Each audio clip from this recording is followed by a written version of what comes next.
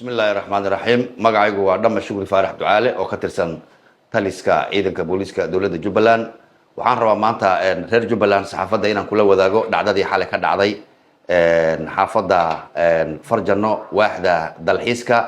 geeridii ku timid Allah u naxariiste marxuun Cabdullaahi Cabdiraxmaan Abukar ina Aasha Shongolow Maxamed marxuunkaas uu ku geeriyooday magaalada Kismaayo xalay wuxuuna u geeriyooday marwadiisii hore oo caruurta u dhashay oo 6 caruur ah 4 wiil iyo 2 gabdhood u haysay ayaa gacanteeda ku dishay marxuunka sida ay xaqiijiyeen ciidanka booliska dawladda Jubbaland waaxda dambi baarista goobta markuu boolisku tagay waxa loogu tagay marxuunkii iyo macluumaadkii meeshaasi loogu tagay waxay noqdeen ninkaasi inuu u geeriyooday sun laga soo iibiyay magaalada oo loo yaqaan sunta libaaxa suntaas oo loogu daray cabitaan noociisa loo yaqaan furulaatada ayaa loogu dhax daray ciidanka booliska dawladda Jubbaland waxay sameeyeen baaritaan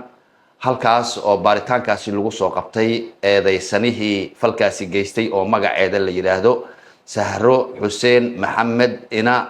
Maryam Xuseen Shongolow Arwax oo 30 jir ah ku dhalatay mashaqo degan Kismaayo xaafadda Farjano dhacdadaasi xalay waxay dhacday abaara 2 saac ayay xalay dhacdadaas dhacday ninkaas saas ku geeriyooday Allah u naxariisto eedeysanihii gabadhii falka geysatay ee caruurta u dhashay ee hore waxa gacanta ku haya ciidanka booliska dawladda Jubbaland gaar ahaan waaxda baarista dambiyada waxaana la horkeyn doonaa haddii tii rabbi ay ku noqoto maxkamadda ayaa la soo hor istaajin doonaa cadaaladda waxaa jiray saacadihii u dambeeyay in baraha bulshada lala dhaxmarayay in islaantu ay rag badan shukaansanaysa iyo wax noocaasa waxaasi waxba kama jiraan qoftaasi ayada faldambiyeedka gacanteeda ku geysatay waana qiraal afkeedayna ka qiranaysaa 2 xaas buu lahaa saa awgeed way kala tageen hadda waxay wadeen isu soo noqosho iyo isku soo laabasho waxayna sababtay isku soo laabashadii in falkaasi geeridaasi ay ka timaado loona adeegsado cabitaan loogu daray sunta libaaxa aad baan u mahadsantiin